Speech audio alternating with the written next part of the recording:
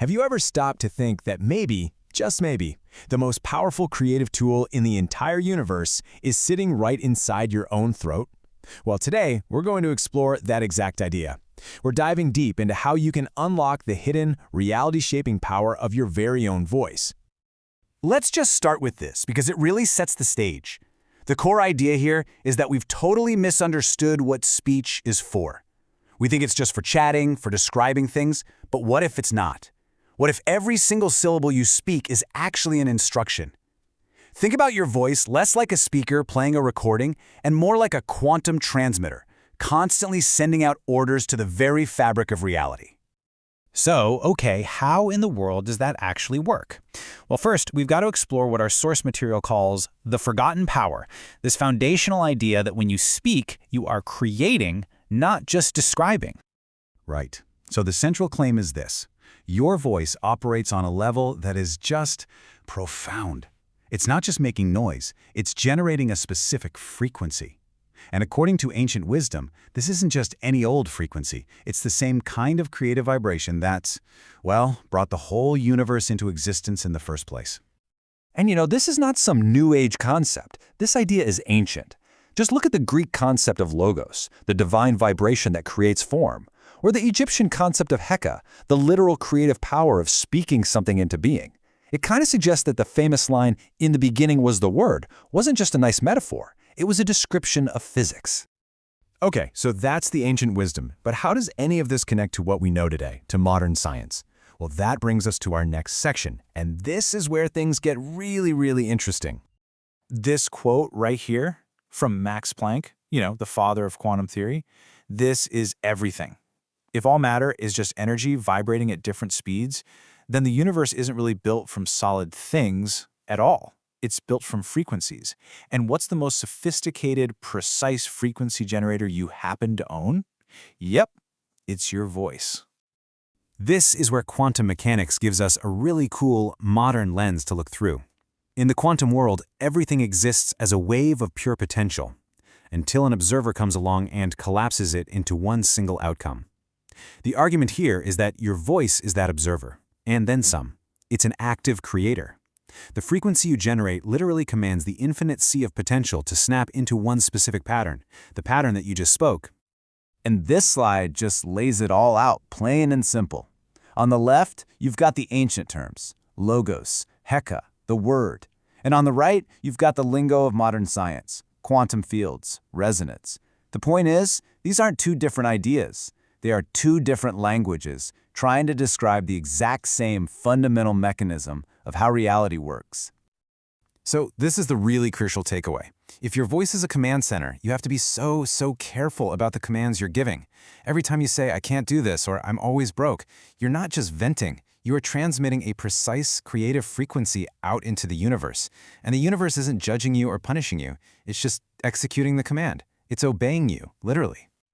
But wait, there's a missing piece here. Words by themselves are kind of weak. What gives them their real creative punch? Well, this next section introduces us to the secret engine behind it all, emotion. I want you to think of emotion as the electrical current. It's the voltage that powers up every single word you speak. It isn't just some random noise that gets in the way of clear thinking. It's the very energy that charges your words and sends them out into the field with real, tangible power. This slide breaks it down perfectly. When your thoughts, your deep feelings, and the words you speak are all aligned, that's called coherence. And that is a clear, powerful command. But when your thoughts say one thing while your heart feels the complete opposite, that's dissonance.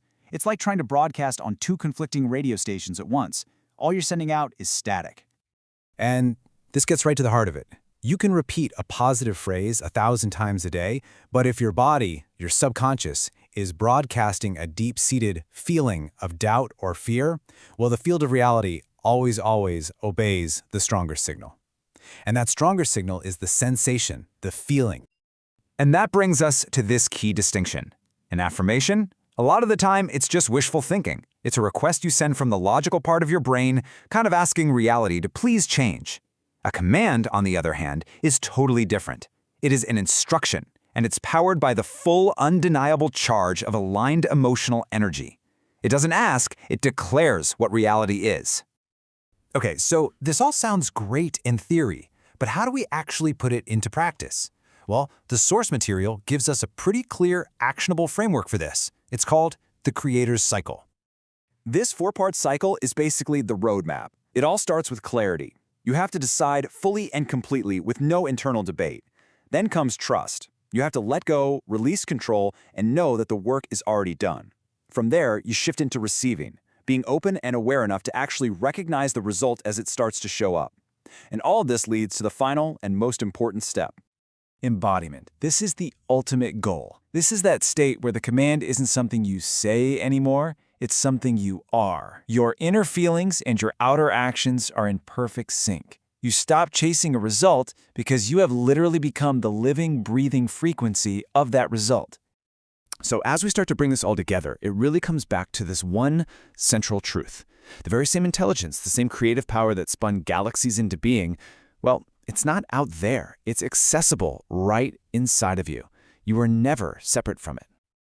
This slide really recaps the whole journey we've been on. It starts with sound, using the word as a physical mechanism.